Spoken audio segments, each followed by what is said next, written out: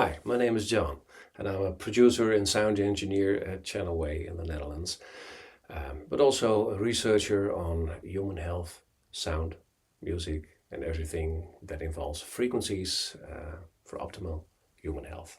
Today we're going to talk about binaural beats, what it is and what it isn't, and the problems you get with this. Today, when you look at YouTube, you find all kinds of things like nature sounds, orchestral pads, or music. Even when you look at the titles, you see theta binaural beats, or gamma frequencies, or deep sleep, delta waves, and so on. But this is where the confusion really starts, because a beat is not music. A binaural beat is not music. And that's where some people get their mistakes from. In fact, if you want to use binaural beats as purely as possible, you don't need any music at all. Even don't.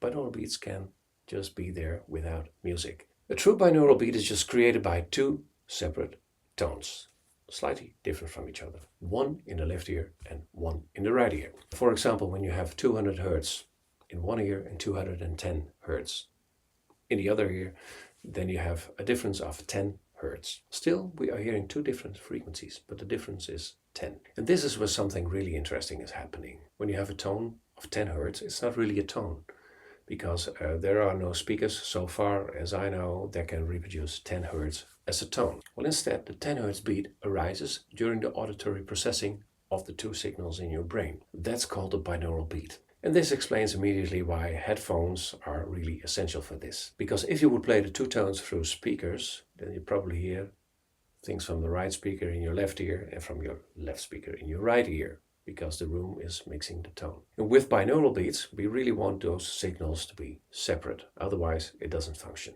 Frequency A goes to the left ear, frequency B goes to the right ear.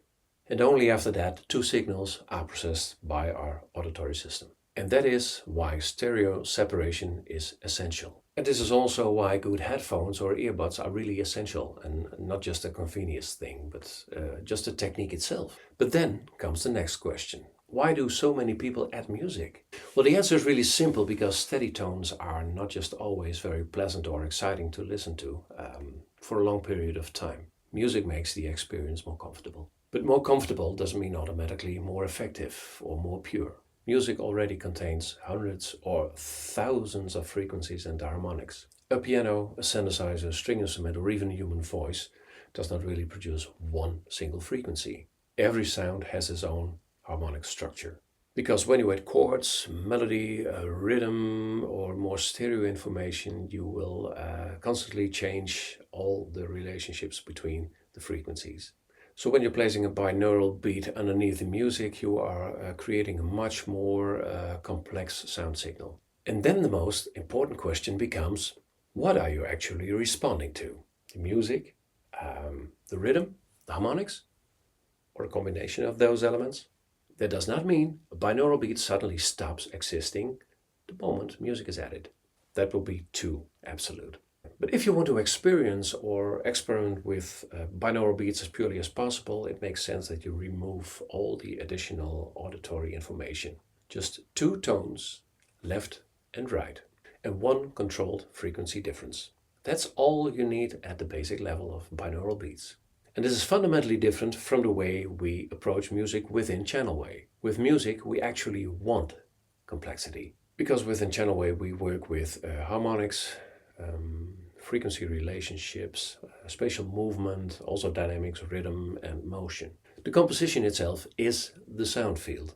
With binaural beats, we're doing almost the opposite. We are trying to present one specific auditory principle as clearly as possible. So these are really two complete different worlds. For example, take an alpha binaural beat of 10 Hz. Then you need probably 200 Hz in one ear and 210 in the other ear. For theta beats with 6 Hz, you probably need 200 and 206, and the difference is 6. For gamma beats, about 40 Hz up till 100 Hz, you also create those differences between one ear and the right ear. So the important number within a binaural beat is not just the tone you hear, it's the difference between left and right. And that is why I think we don't have to make binaural beats more mysterious than they really are. They are not some hidden frequencies placed underneath the music. The principle is actually surprisingly simple. 2 tones, 2 ears. That's it. Just a small frequency difference. Well, and then the auditory system in our brain really does the magic.